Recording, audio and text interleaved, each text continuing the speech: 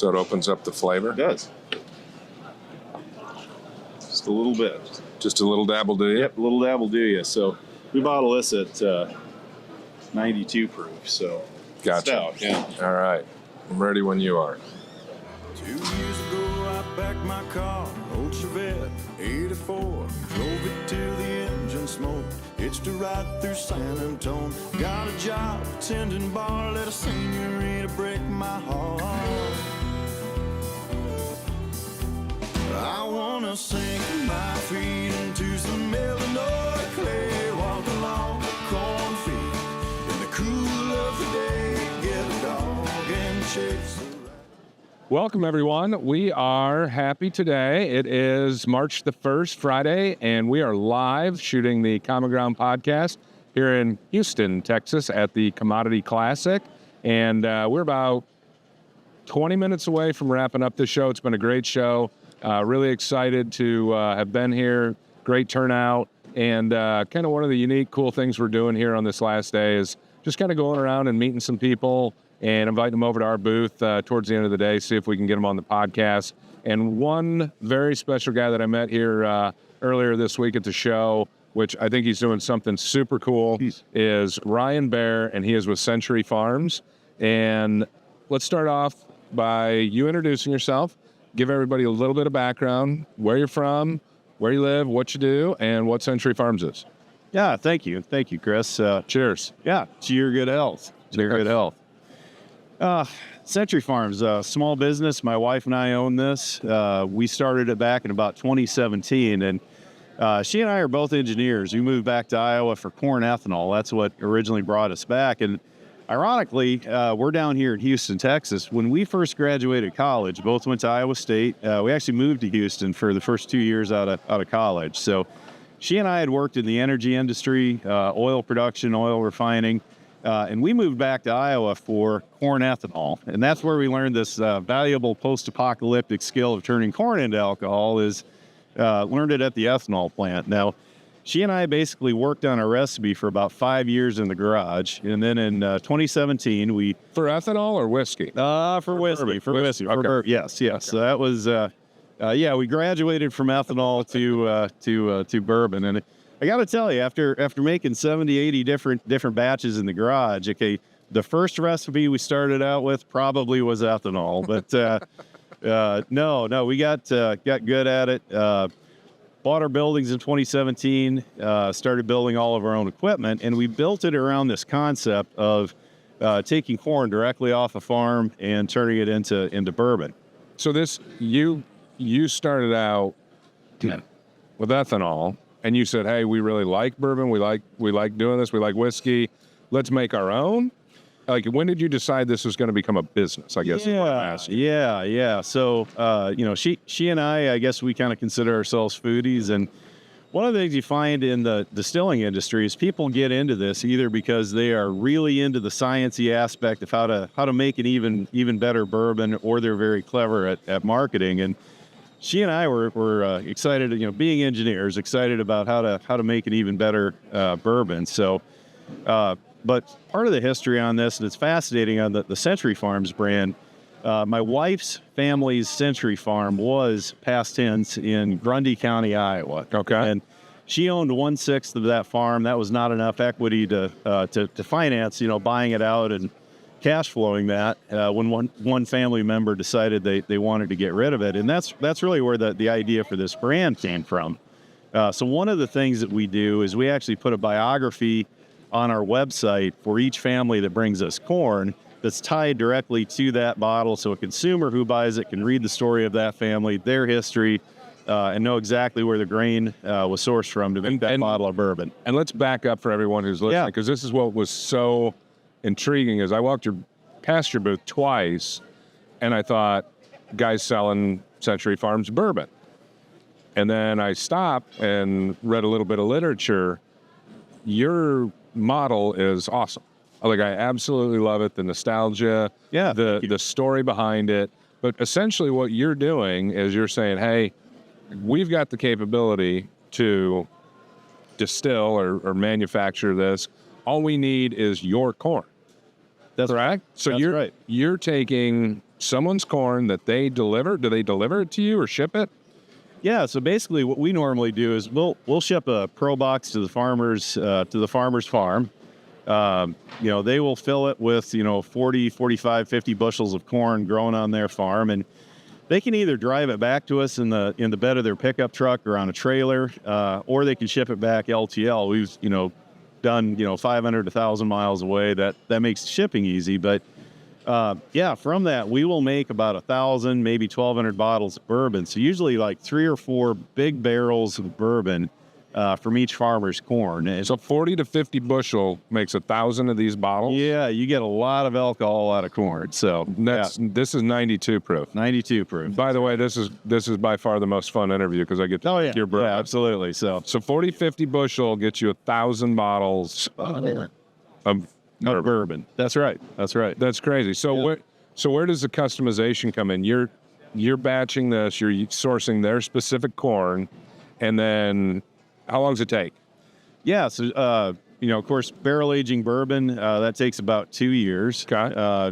We're Americans. We don't like to wait for anything, so we also make a rapid age whiskey that can be ready 2-3 months after we grind your corn. And that's one that's actually popular for families who are also seed dealers, because if you bring us something in October and you want us to, turn around with a promotional item that you can hand to your customers in January or February, that's something that that's a goal we can meet with that product. So, and then you can customize your own label. That's right. So I can say, hey, here's my 50 bushel. How does that customization work? Do you work with a graphic designer, or do you send me a template and I put in a logo? How does all that process work? Yeah, we can do both of those things actually, and sometimes a family member is also a graphic designer, and we'll send them instructions how to prepare it. But fundamentally, I mean, you can sketch it out on a napkin, and we'll give it to the graphic designer. They can make it look good. That won't be me, but they come up with a label and. Those are for the bottles that people give away to their friends, to their families, to their customers. The bottles that we sell to the public are going to look like this. So this is our traditional Century Farms bourbon. And on the side of each bottle, we have a sticker that has the farmer's name, the state and county where the corn was growing. And then there's a QR sticker, that square barcode. That takes you to our website where we have a biography of each family. And you can read all about the families, their history, and that's awesome. Fun, tremendous. So you're getting 1,000 bottles out of this 40 to 50 bushel you get. Right. How many do I get when I send you that? Sure. So the way this works, we buy the corn. We buy the corn from the family. We actually pay $7 a bushel. I will say we do cap that at 50 bushels. Okay. I was going to say you're very important to point that out. $7 corn sounds nice right now. Exactly. So we cap that at 50 bushels, but we buy the corn. The families who do this agree to buy 60 bottles of 2-year-old bourbon made from their corn. Plus they get one of the empty barrels that it was aged in with their name or their business logo stenciled on the head. And they can take that home, put it in their basement, put it in their shop, use it as a promotional item, for marketing in their business, whatever you'd like. So 60 of the bottles, that goes back to me with my custom logo. Yep. That's all part of the deal. You're left with 940 bottles of this label with my story that you sell to the public? Yes, that's right. And so you end up being the local hero, with a bottle of bourbon with your name on it, hopefully in the local liquor store. So really one of the things this allows us to do, we're trying to make a buy local product in Spencer, Iowa that we can sell anywhere. Gotcha. All right. So in something like 38, I think it is, out of the 50 states that grow corn, that's our market. That's where we want to sell bourbon. And so whether it be online, we do retail online, or preferably in your local liquor store, through your local bars, through your local restaurants, we hope to establish a market by creating this buy local product. It's a great idea. I love it. Everybody, I guarantee you, is wondering, what does this cost? Sure. Is it just I buy the because you're buying the corn from me? Right. Do I just agree to buy the 60 bottles, and that's my cost? Yeah, so all in, the base price spread out over about 2 years, it's about $4,600, and if you math that out, that's something like 70-something dollars a bottle. But that also includes one of those empty barrels that it was aged in with your name stenciled on it. Now, this is one of these deals where like the 61st bottle is quite a bit less expensive. The price goes down to $36.80 after you buy the first 60 bottles. Yeah. And yeah, I'm your pusher, man. I'm here to encourage you to buy as many bottles of bourbon as you. So you can buy you can buy more than 60. Absolutely. So if I want the whole damn barrel, 1,000 bottles. Absolutely. Well, and you're going to pay about $12,000 for a bottle of bourbon at, I don't know, Jack Daniel's or something like that, and that's about what it would cost if you wanted your own 53-gallon barrel of bourbon at home. We also offer another option, though, with that. If you want your own 5-gallon bourbon, which might be a little more, a size we can handle, we do also offer an option. You can have your own 5-gallon barrel of bourbon that you age at home. And when you age bourbon, it's very much a function of the latitude and longitude where you age it at. So if you grow the corn on your farm and also age that 5-gallon barrel on your farm, it can't possibly be more of that place than of your farm. So super cool. Oh, I love it. Yeah.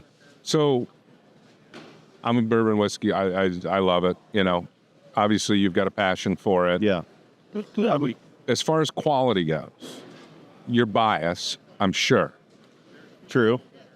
Where does this stack up quality-wise? Because I know people say, like, you swish it around, and if it sticks to the sides, you can see the fingers. You can see the fingers. That's right. It's good. Yes. And I can see that. Yes. So, the levels. Where does this stack up? I mean... Yeah. Now, of course, bourbon, everybody, it's a very fickle industry, a very fickle market. Everybody, knows what they like and likes what they like.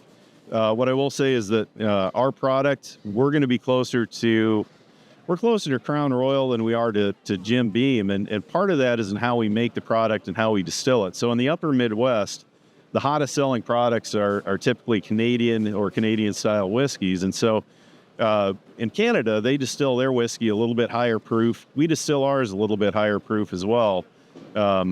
Whereas most American bourbons, if you go down to Tennessee or Kentucky, you'll see a lot of these big copper kind of gooseneck looking stills, a pot still. Pot still. Yeah, so most of those are around 120, 130 proof. We distill most of ours around 150, 155 proof. And so, yeah, it's in that way that what you're going to notice, it's a little bit smoother. The corn, the grain bill that we use is 10 pounds of corn to 1 pound of barley malt. So the corn makes it a little bit sweeter. So it's a little bit sweeter flavor and a little bit milder flavor, a little smoother.